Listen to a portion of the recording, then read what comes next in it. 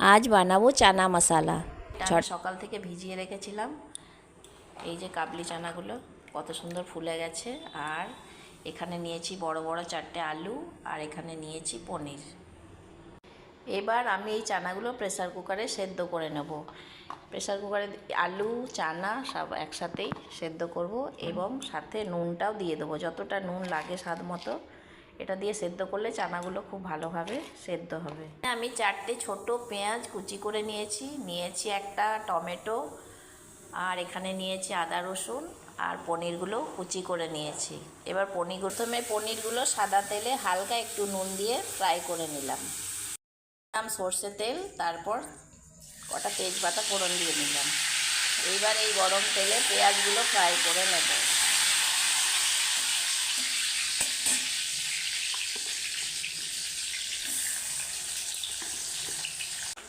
পেঁয়াজগুলো আমার হালকা ফ্রাই হয়ে গেছে। এবার এর মধ্যে টমেটো কুচোগুলো দিয়ে দিলাম, সাথে দিয়ে দিলাম আদা রসুন। এবার এই মশলাটাকে ভালো করে কষতে হবে। এরপর এর মধ্যে সেদ্ধ করা আলুগুলো একটু ভাজা ভাজা করে নেব। আলুগুলো ভাজা হয়ে গেছে। এবার এই আলুগুলোকে আমি ছোট টুকরো টুকরো করে দেব। খুন্তির সাহায্যে এইভাবে কেটে টুকরো টুকরো করে নেব। দিয়ে দিলাম হলুদ গুঁড়ো, এরপর দেব লঙ্কা গুঁড়ো। লঙ্কা গুঁড়ো স্বাদ মতো দিতে হবে, যে যেমন খায়, আর এতে কালারটাও আসবে ভালো। আর আমি একটা ধনে গুঁড়ো জিরে গুঁড়ো ভাজা মশলা করে রেখেছি, এটাকে দিয়ে দিলাম। এটাই চানা মশলার টেস্টটাকে দ্বিগুণ করবে।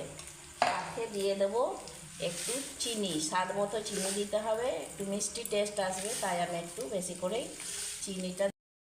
এবার আমি চানাগুলো এর মধ্যে দিয়ে দেব। আমি এর মধ্যে খানিকটা জল দিয়ে দিলাম, আর দিয়ে দিলাম কসুরি মেথি। এটা দিলে টেস্টটা আরও সুন্দর লাগবে। এবার আমি এর মধ্যে পনিরগুলো দিয়ে দেব। এইগুলো দিয়ে একটুখানি ফোটাতে হবে, যাতে খুব ভালো করে সব কিছু মিক্সড হয়ে যায়। তারপর গরম মশলা গুঁড়ো দিয়ে আমি আমার চানা মশলাটা নামিয়ে নেব। এবার আমি এতে গরম মশলা দিয়ে নামিয়ে নেব। চানা মশলার কালারটা জাস্ট দেখো, দেখেই জিভে জল আসছে না? এই যে আমার চানা মশলা রেডি হয়ে গেছে। নিয়েছি ময়দার পরোটার সাথে, আর এটা নান বা লুচি যে কোনো কিছু দিয়ে তোমরা খেতে পারো।